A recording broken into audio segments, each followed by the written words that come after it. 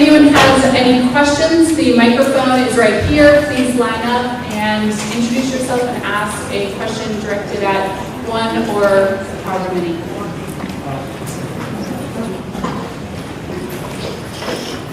Hi, my name is Danielle. I actually have a question, I believe, for Ms. Budke, but maybe everybody can answer it. If our taxpayer dollars are being used in such deplorable quantities to fund things that we don't believe in, is there some way that we could get an exemption or some sort of tax credit under the First Amendment?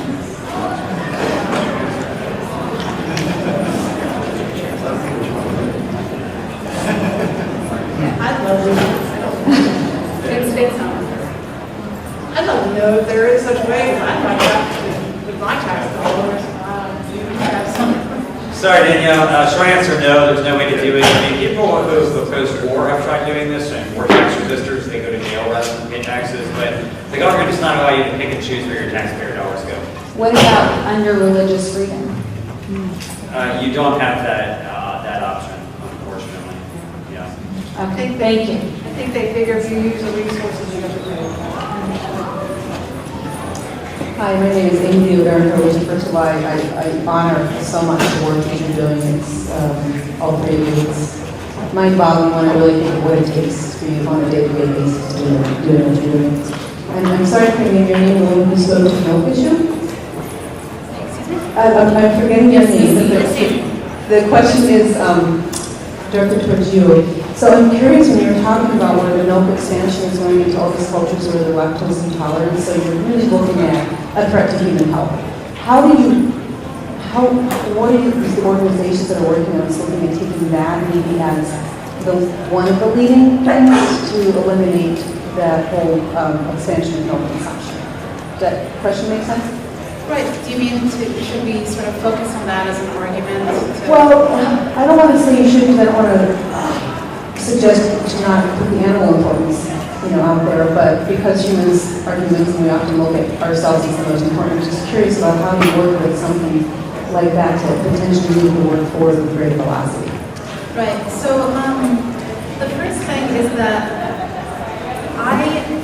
at this point, I'm not totally sure that the fact that people are lactose intolerant means that the effects of drinking meat and milk are, much more extreme or terrible. So for me, the question of lactose intolerance is very interesting. Not so much because I think that, milk is poisonous for people who are lactose intolerant, because concretely a lot of people drink it and it doesn't seem to be so much worse than for people who aren't drinking it.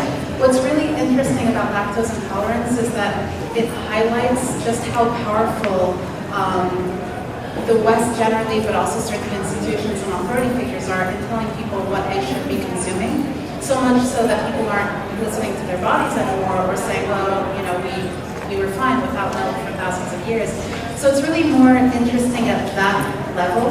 I don't know that it's precautious to sort of jump to the conclusion that lactose intolerance is going to be, it's damaging, but that it's this, poison for lactose intolerant people. But the way that we want to talk about this in San Francisco is to highlight the fact that milk in schools is, first of all, about profit, and second, it's there because people are culturally obtuse. And so it is going to be a big part of our argument. This is all the more evident in San Francisco, where we have a minority-majority school system. So in San Francisco, because of the economic inequality, there are almost no white children in public schools. 89%, if I remember correctly, of children in public schools are children of color, and all the white children are in private schools. And so the question of lactose intolerance really highlights just how absurd this model is. We have, this model of children for milk for all children that we would, of course, oppose for any child.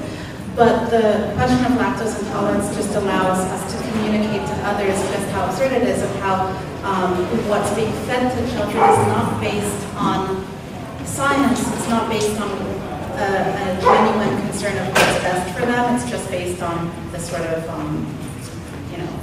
culturally formed idea. Okay, thank you. And I am the bearer of bad news, but we have run out of time on this panel, so if we can have one speaker out of the folks here, Could by all I? means, yes. Oh, thank you so much. I appreciate it. Sorry, the man in front of you. All right. Go ahead.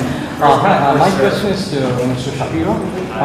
So you talked about how the purity of certain the vegans talking about the purity in the movement is affecting us. As a person who's been pretty much new to activism, I just want to learn. This is something that concerns me because I've also been hearing that animal welfare does not necessarily end up in animal liberation. Say, for example, we tell them, we tell them the battery cages are going to be run out in the next 10 years, and who follows it after 10 years? Is there been any certain timeline we keep up and then we follow up with them, we make sure, and then after all these cages are being removed, do we make sure that the animal exploitation ends? It's just not welfare.